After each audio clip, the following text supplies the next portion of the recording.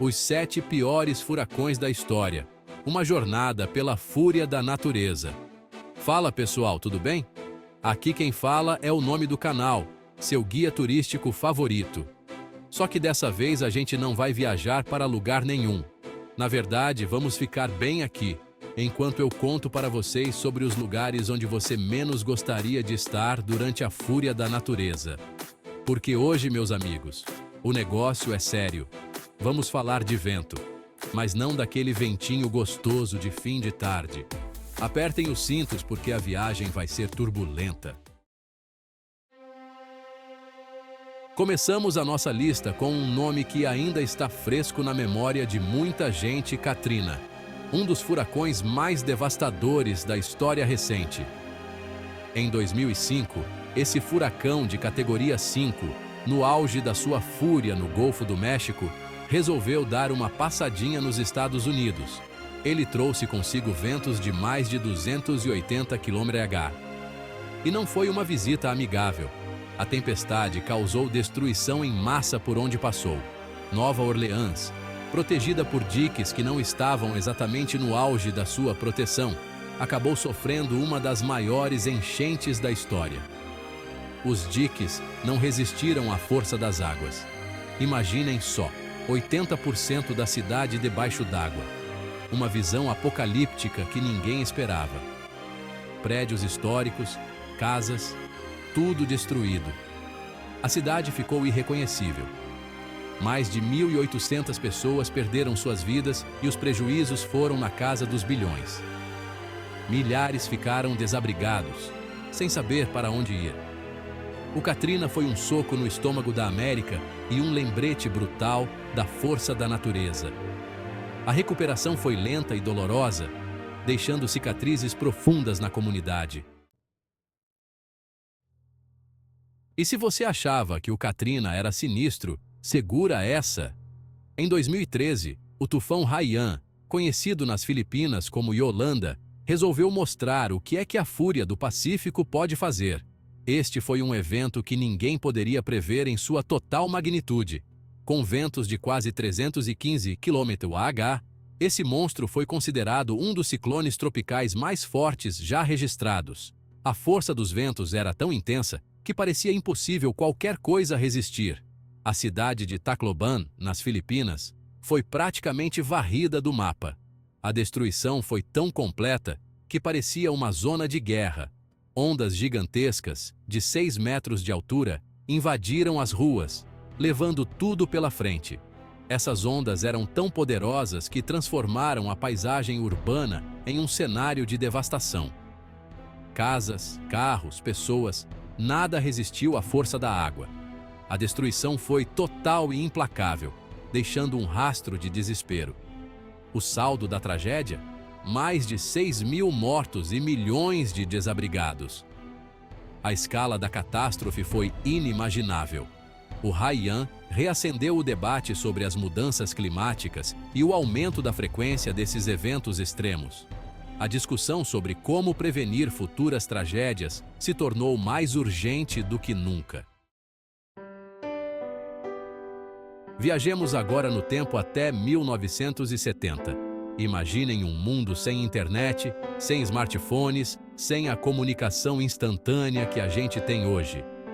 É nesse cenário que o ciclone Bola surge, pronto para causar uma das maiores tragédias naturais da história. O alvo? O leste do Paquistão, hoje conhecido como Bangladesh. As estimativas são assustadoras. Até 500.000 pessoas podem ter morrido por causa do Bola. A falta de um sistema de alerta eficiente, a pobreza extrema da região e a resposta lenta do governo transformaram um desastre natural em uma catástrofe humanitária. O Bola é um lembrete brutal da nossa fragilidade perante a natureza e da importância da prevenção em áreas vulneráveis. Em 1998, o furacão Mitch resolveu dar o ar da sua desgraça na América Central.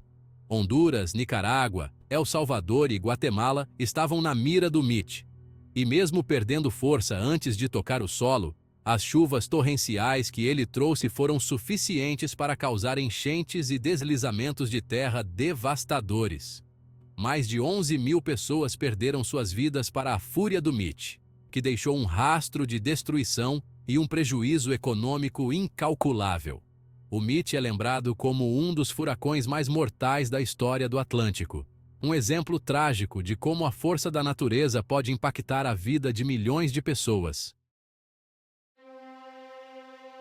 Apertem os cintos, porque agora vamos voltar no tempo até 1900, no Texas, Estados Unidos. Naquela época, Galveston era uma cidade vibrante, um centro comercial importante, mas que não estava preparada para o que estava por vir. O furacão Galveston, meus amigos, não estava para brincadeira. Com ventos de mais de 200 km/h, esse furacão devastou a cidade, deixando um rastro de destruição e morte. As ondas gigantescas engoliram casas, prédios e tudo o que encontravam pela frente. O resultado?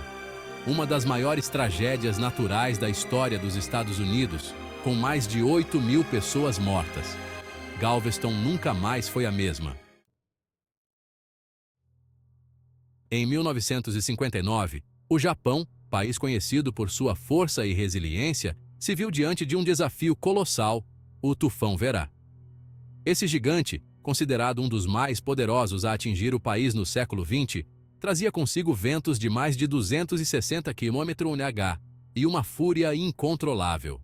A cidade de Nagoya, uma das maiores do Japão, foi atingida em cheio. Ondas gigantescas, como nunca vistas antes, invadiram as ruas, destruindo tudo em seu caminho. O saldo da tragédia? Mais de 5.000 vidas perdidas e um prejuízo material incalculável. O Japão se viu obrigado a repensar seus sistemas de alerta e prevenção. O Tufão Vera serviu como um aprendizado. Nossa aventura pela fúria dos furacões nos leva agora para a Flórida, em 1992, um ano que ficará marcado para sempre na memória dos moradores. O furacão Andrew, um nome que ainda causa arrepios em muita gente, surge como um gigante de categoria 5, pronto para deixar sua marca na história. Ele se formou no Atlântico e rapidamente ganhou força, avançando com uma fúria incontrolável. Com ventos de mais de 280 km/h, o Andrew transformou cidades inteiras em escombros. A força destrutiva do furacão foi sentida em cada esquina, em cada rua, deixando um cenário de devastação. Casas foram destruídas, carros foram arremessados como brinquedos, e a paisagem da Flórida foi completamente transformada. O impacto foi tão grande que muitos compararam a destruição a uma zona de guerra. Ele deixou um rastro de dor e sofrimento, com mais de 65 vidas perdidas e milhares de pessoas desabrigadas. As equipes de resgate trabalharam incansavelmente para ajudar os sobreviventes e encontrar os desaparecidos. O Andrew expôs a fragilidade das construções da época e a necessidade de se investir em estruturas mais resistentes a ventos fortes. A devastação serviu como um alerta para a importância de melhorar os padrões de construção. Uma lição dura, mas que serviu para que a Flórida se tornasse um exemplo de resiliência e preparação para eventos climáticos extremos.